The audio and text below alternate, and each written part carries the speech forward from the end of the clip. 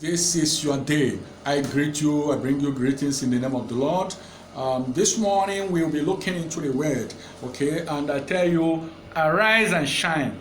Yes, you have a mandate. There's a dominion mandate that the Lord has given unto you. Do you know that you are a citizen of heaven sent to the earth to reign? Do you know that you are here to influence the world, to colonize the world? Do you know that God sent you here to shine His light, to bring His glory to the earth? Do you know that is the will and the purpose of God for your life? Hi, my friends. My name is Pastor Chiugo. Josephat is my name, of the Kingdom Citizens Church. And this morning I will be sharing with you briefly 11 things that hinders dominion. 11 things that hinders dominion.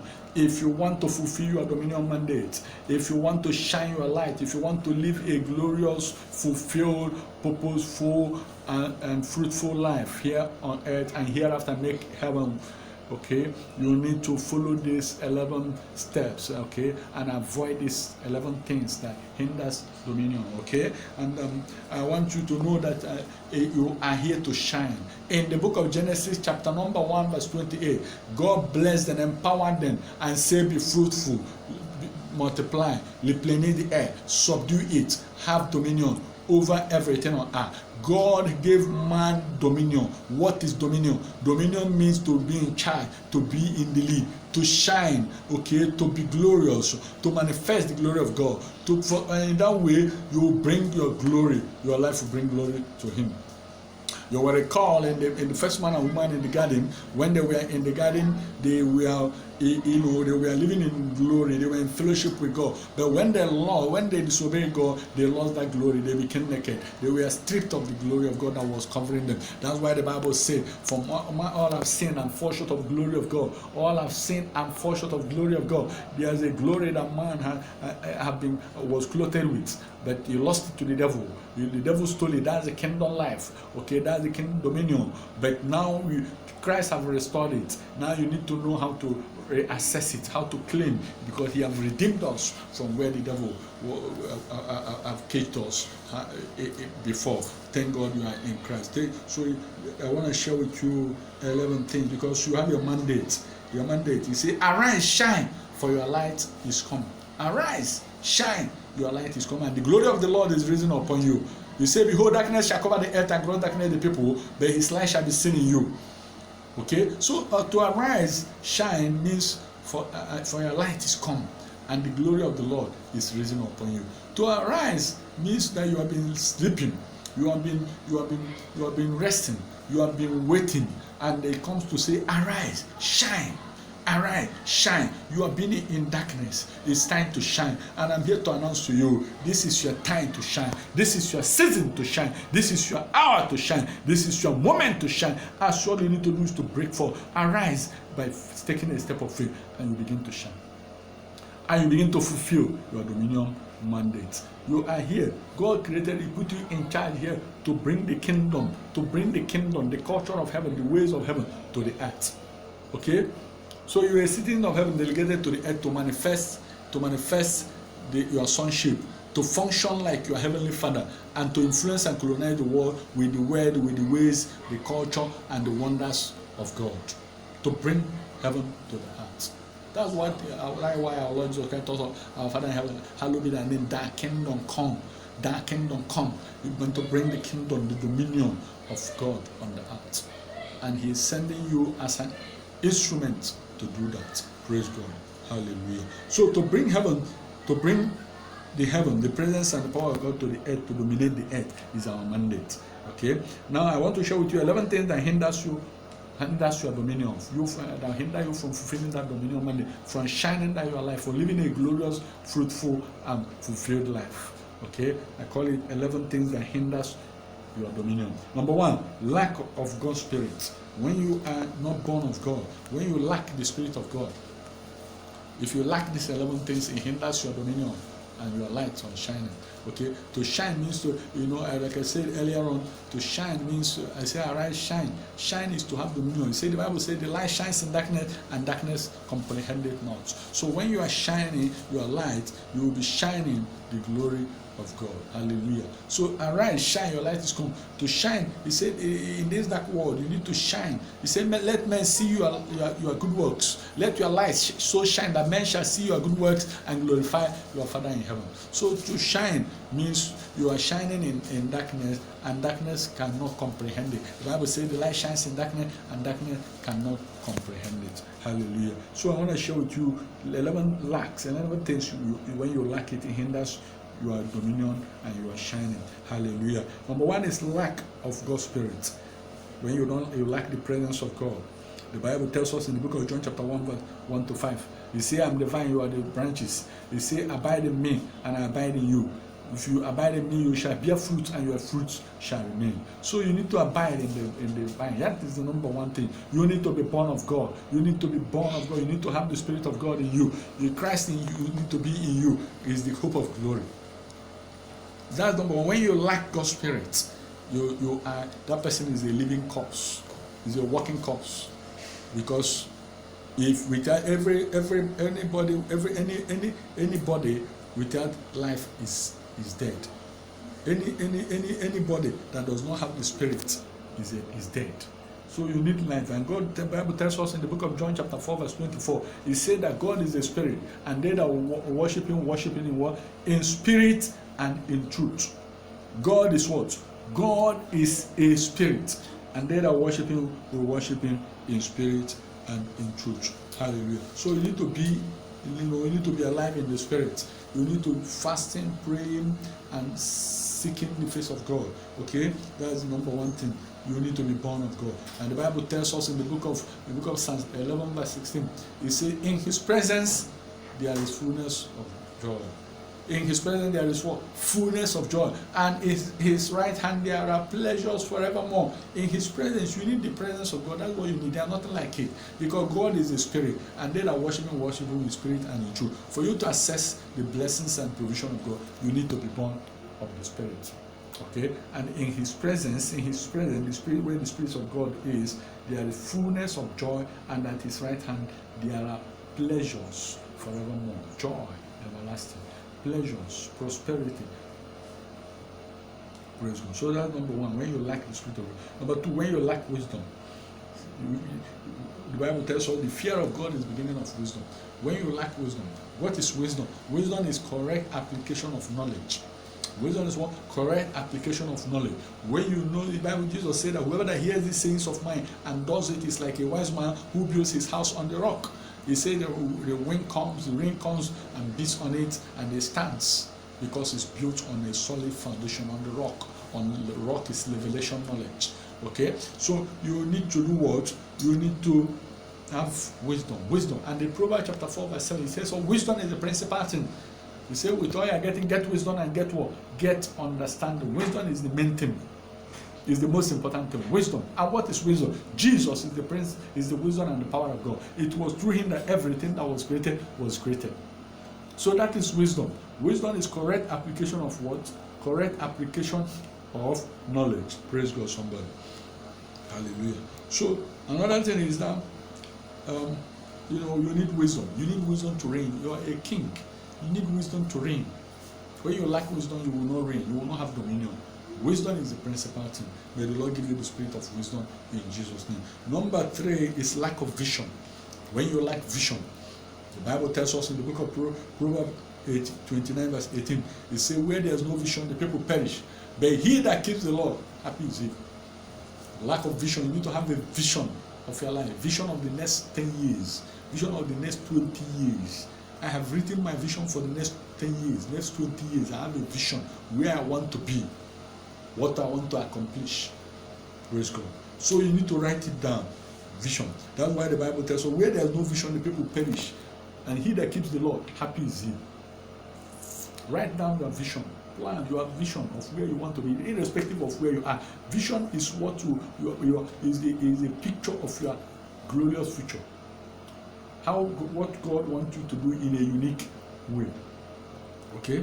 And then another is in the book of Habakkuk chapter 2 verse 2, He said, write down the vision, make it plain upon tables, that he may run and read it. He said, for the vision is for an appointed time. He said, though it tarries, wait for it must surely come. Write it down, that vision, write it down.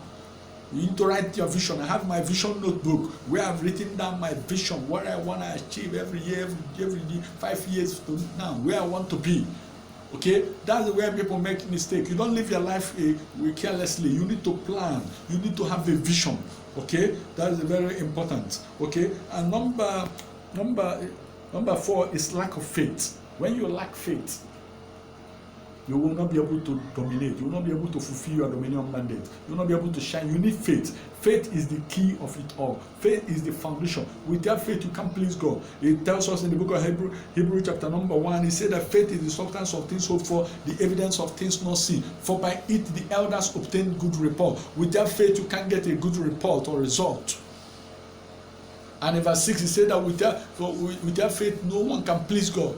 Faith is what is faith? Faith is believing the impossible. Faith is believing what you cannot see. Faith is taking steps of what you know, not listening to the voice of the flesh, not allowing the 5 senses, what you hear, what you perceive, what you feel, to control you. You launch out into the deep. You don't need to start looking at your circumstances. God wants us to live by faith. God wants us to live in the spirit, okay, to see beyond the physical. That is faith for you. And the Bible tells us that we walk by faith and not by sight. We walk by faith. 2 Corinthians chapter 5, verse 7. Walk by faith and not by sight. You need to start. You say, do not be conformed to the system of this world, but be you transformed by the renewing of your mind. In the world, they say seeing is believing. In the kingdom, we say believing is seeing. We don't need to see before we believe. You believe and you shall see. That's why the Bible tells us in the book of Luke chapter 1 verse 45, it says, blessed is she that believes, for there shall be a performance of those things that we are told her by God. Believing equals the performance. But in the world, you are told the Babylonian system, we taught in schools, and now you need to see, you need to what you can feel, what you can touch, what you can taste, what you can, you can perceive with your 5 senses. But the kingdom, in the kingdom of God, it is the opposite. You live by faith. In other words, be you transformed by the renewing of your mind.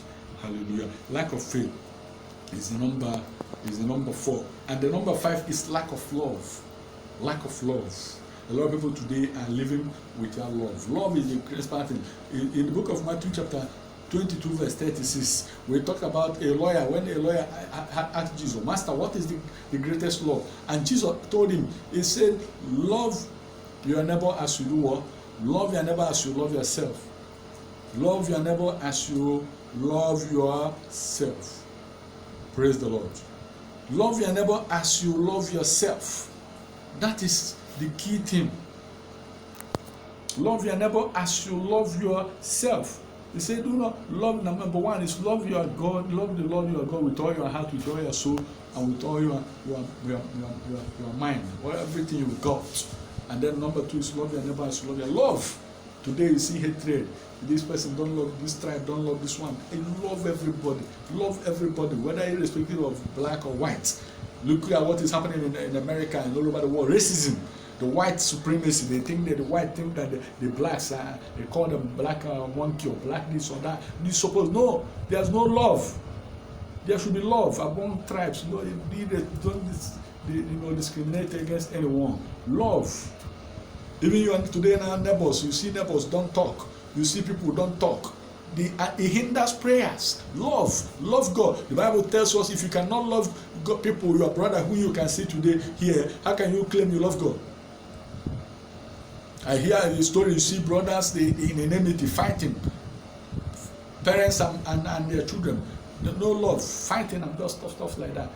If there's love covers multitude of sin. Even if the person offended you, because of love, you will forgive. So love, that's number Matthew 22, 36 to 40. You will confirm it there. Okay? And then number 6 is lack of direction. Lack of direction. When you don't have a direction, when you don't have a focus where you want to go, what you want to do with your life, you will come today, they ask you to, this is the way you follow. This one come today, tomorrow follow that. No, you must have a direction for your life. The Bible tells us in the book of Isaiah chapter number 48 verse verse 18. Isaiah 48, verse 17. It says, thus says the Lord, the Redeemer, the Holy One of Israel. He said, I'm the Lord, I'm the one who teaches thee how to profit, and the one who leads you the way you should go. And the one who teaches you, you need to follow direction, focus on him. Allow the Holy Spirit to direct you, to show you the way. And when you discover what he has called you to do, where you want you to go, follow it, focus on it. Don't look to the right or to the left. Focus on that thing, direction. Don't like, many people like direction. Have a direction for your life. Praise God, somebody. Hallelujah. And in the book of Exodus chapter 3, verse 15, Moses told God, I will not go except you go with me. I need your presence. Your presence have to go with me. So you need to, you say, I'm the one who leads you the way you should go, and the one who teaches you how to do what? How to profit. Praise the Lord, somebody. Praise the Lord, somebody. So you need to do what? You need to have direction. Let God direct you. Let him do what? Let him lead you. Let him guide you. Hallelujah. Okay, focus on him. The Bible tells us in the book of Hebrews chapter 12 verse 2, it says, looking unto Jesus, the author and the finisher of our faith, who for the joy that was set before him despised the shame and the cross. Therefore God has set him at his right hand. Okay, so focus. Look at the glory ahead. Look at the glory ahead. Despite the shame, what you are passing through now, look at it. Jesus, before God exalted him, he suffered. He paid the price. Before any man should arrive, there's a price. Okay, that is that, and that is focus. And then number 7 is what? Lack of diligence and hard working. Lack of diligence. Diligence is all about working harder in a meticulous way, in time. You give him to your time. You work whatever. You are not lazy. You are not. You are not. You are organized. You follow things. Dedication, diligence and hard working attitude. Okay, and there are physical, what I call physical, spiritual, and mental laziness. These are the laziness. People are lazy. Human being is naturally lazy, but you need to jack yourself. You need to take control. You need to pull yourself out of that laziness. Okay, there are people, and the 3 types of laziness is very common: physical, spiritual, and mental laziness. Physical laziness is the laziness to walk or to do anything, to wake up in the morning. Spiritual laziness is prayer, to pray, fast. People are lazy. Tell people to pray, even to pray in the night, to fast. They will tell you that we cannot. That's spiritual laziness. And another one is mental laziness, when you cannot think, when you cannot be creative. You engage your mind. You have the mind of Christ. Mental laziness is very dangerous. Okay, these 3 types of laziness, avoid it. That is lack of diligence. Under there you have physical, spiritual, and mental laziness. You will confirm that in Proverbs chapter 12 verse 27, and also Proverbs 21 verse 25, and also Proverbs 29 to 22 verse 29. It says, "See to a man diligent in his business, he shall stand before kings, he shall not stand before men." See to a man diligent in his business. Okay, he shall stand before kings and not before men. Your diligence announces you. Service. When you serve, when you are serving, the key to greatness is service. And when you are not lazy, you will stand before kings. And I see you standing before kings in Jesus' name. And number 8 is lack of planning. Lack of planning, carelessness. And that's where mental laziness is. The hardest job to do is thinking. Many people don't want to think. It's not easy. Even for you to think, it takes clarity. If you don't have the excellent spirit of God, you can't think. You can't create. You can't be creative. Okay? You need to do what? You need to planning. That's why in the book of Luke chapter 14 verse 28, Jesus told us about a man who intends to build a tower. He said he must first do what? He must first sit down and count the cost, whether he has enough to finish it. To avoid when he has started, people will laugh at him and say, this man started to build, but he could not finish. Counting the cost is planning. Planning. So, if those who think ahead and solve tomorrow's problem today will always lead and be eliminate those who cannot. Okay, so planning, don't be careless, don't live your life carelessly. The easiest way to fall is to, if it doesn't take anything to be a failure, just wake up in the morning, start sleeping, don't plan, don't do anything, just use your life. There's nothing, you don't need to be disciplined, you don't need to be organized, you don't need to be hardworking, you don't need to do anywhere. They are going to this way, follow, they do this one, follow. No direction, no planning. And the number, even Noah planned the ark before he built it. Our God is a master planner. He's a masterminder. He created the world. He finished it before he even started creating it. Okay? And I told you there was a story I love so much. I recorded it in my book. The story about two men that were given contract to supply water to the community. One person, the first man that got, he went and bought bucket and for him and his two sons. And straight away they ran to the stream, began to supply water to in a tank, in a reservoir. And they do it for 2 weeks. They fell sick and they could not sustain because they did not sit down to plan. The second man went to the designing table. He drew a plan, had a strategy, designed a system. A system that will to sink a borehole, to have an overhead tank, to have a piping system that will be supplying water to the community, and even a metering system that will be for them to be paying with. And is a system. He built a system. He worked smarter. He sat down. He planned. The other man ran. He could not sit down to plan, and he failed. He fell asleep. It's better to work smarter. That is wisdom at its peak. Okay, planning is that. Designing. Okay, we need to sit down with pen and paper, plan your life and your business or ministry, whatever. Okay, and the number 9 is lack of determination and discipline. When you lack determination, procrastination, keeping tomorrow what you can do today. Okay, determination. Confirm that in the book of Ecclesiastes chapter 9 verse 10. We say behind everything, and Hebrews chapter 12 verse 11. Ecclesiastes chapter 9 verse 10. You need to know how to do what? How to be disciplined. In fact, one of the major key to success is discipline. You need to be disciplined. Disciplined in your finances, disciplined in your way of life. That's why he said, whosoever thy hand findeth to do it with all thy might. For there is no work, no device, no knowledge, no wisdom in the grave where thou goes. When you die, there is no wisdom, no device, no knowledge in the grave.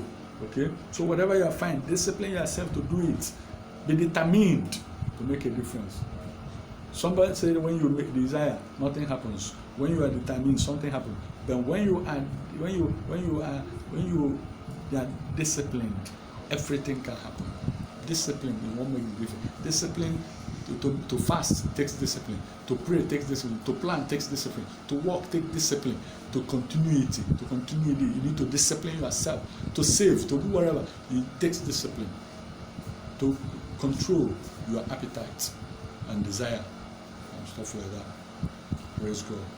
And the number 10 is lack of giving, lack of sowing, selfishness. When you are so concerned, self-centered, you cannot sow, you cannot give, you cannot tithe, you cannot pay offering or whatever, you cannot help those in need.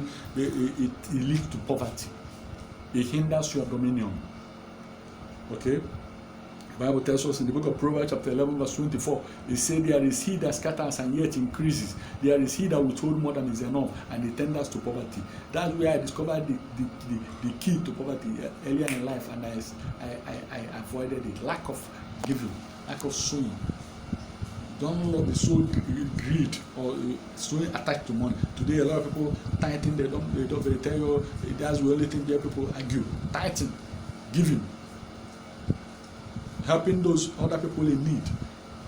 If you don't give, you can't get. It's a principle. The Bible tells us in the book of Luke chapter number 6 verse 38.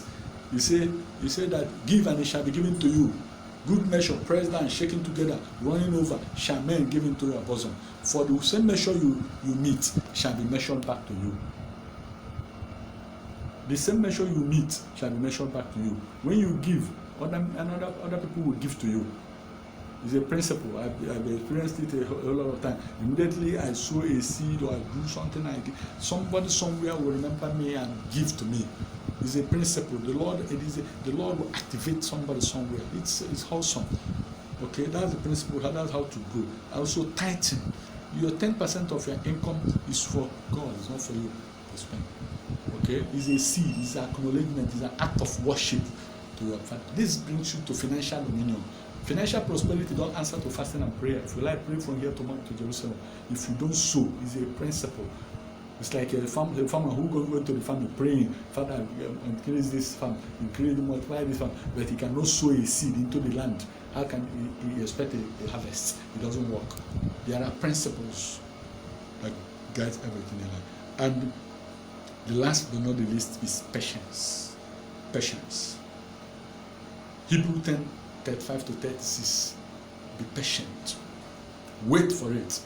And I close with that. That's the 11th lack. These are the lack of prosperity, lack of wisdom, lack of vision, lack of faith, lack of love, lack of direction, lack of direction and focus, lack of diligence, lack of planning, lack of determination and discipline, lack of giving, which is selfishness, lack of patience.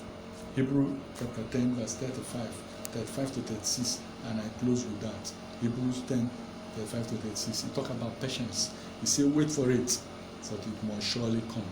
You say, when you have done everything you need to do, you have need of patience, that after you have done the will of God, you shall receive the promise. He say, cast not away therefore your confidence, which has great recompense of reward.